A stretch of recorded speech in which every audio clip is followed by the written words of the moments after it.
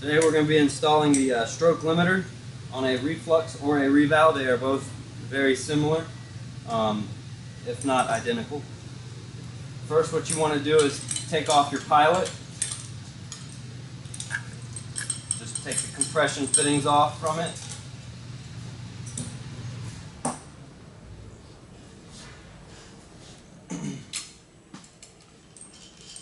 Undo the bolt, pilot drops off.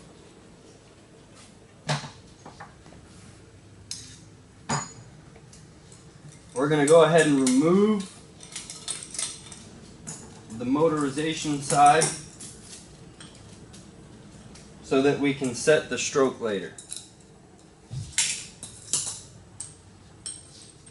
The Reval will have bolts all the way around the head. It is a 17mm bolt and nut.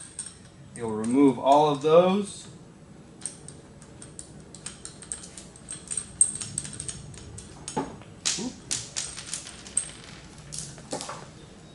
And once you've removed them, sometimes you have to shimmy a little bit, but get all the bolts out.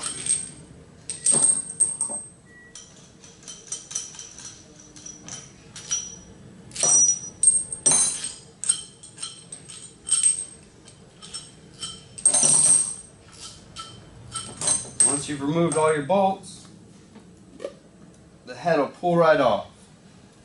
And you want to be careful because this little indicator pin can bend very easily.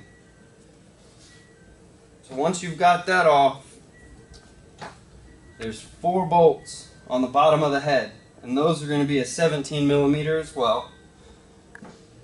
And that will remove that from the head of the regulator. So you'll just break the bolts.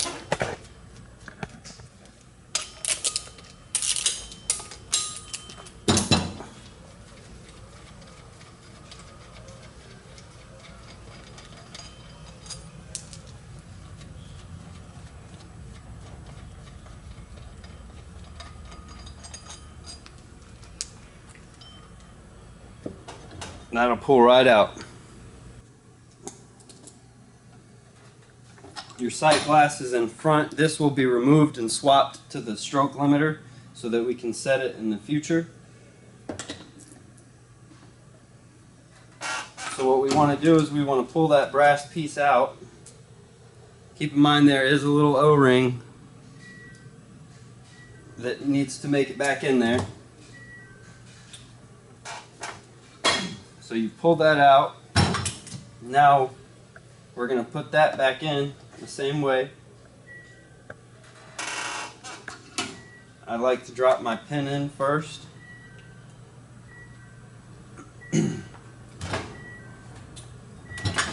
There's another O-ring that sits on the inside right there. Got to make sure you get that in there so we don't have any leaks. And then you just set the head back on top, bolt it back down,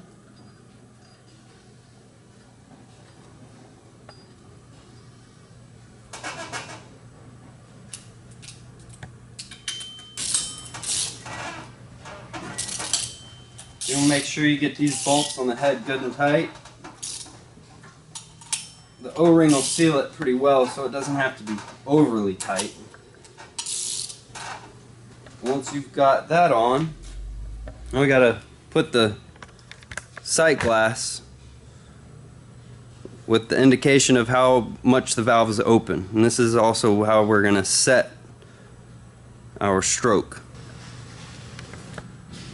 So we'll need to get some sort of a grabber tool so that you can pinch this clamp in, the C-clamp in, and that'll pull right out. So now we're going to put the sight glass in.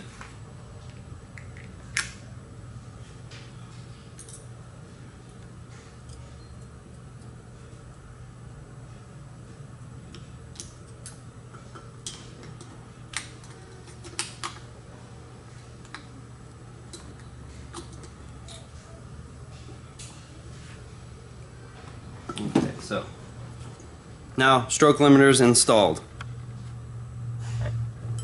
Now we're going to put the head back onto the regulator, the top diaphragm casing here. Here's your indicator pin. It is it'll bend very easily.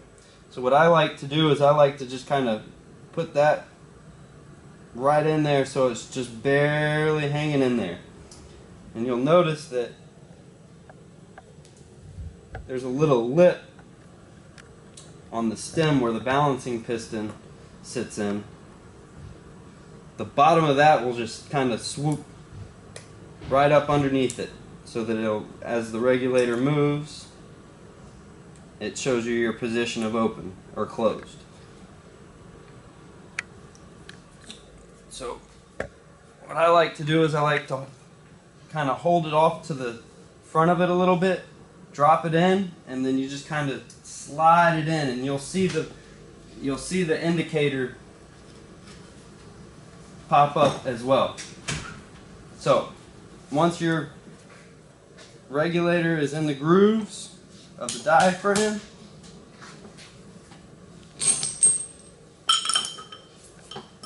we can put everything back together.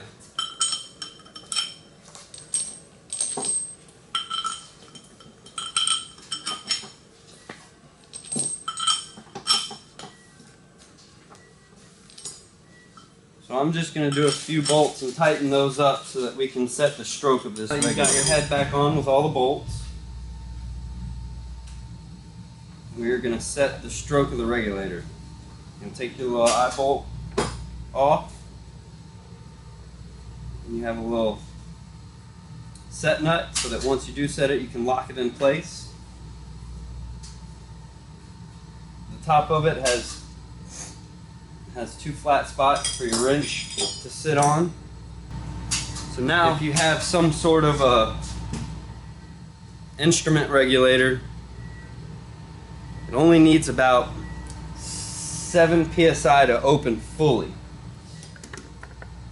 And what we're going to do is on the right side of the regulator, looking at it with your flow going to the right, you'll set a compression fitting, a piece of tubing, and you could even use a small hand pump of some sort if need be. Just as long as you get some sort of pressure underneath the diaphragm, you'll be able to set the stroke of the regulator. And what we're going to do is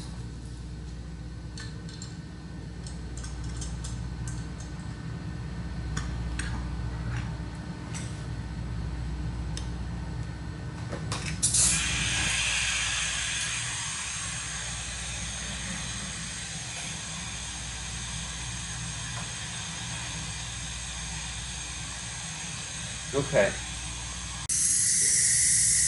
It's 100% open.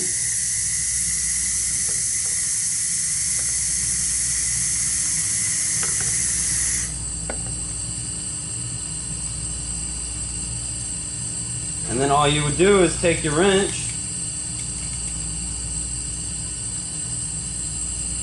and just simply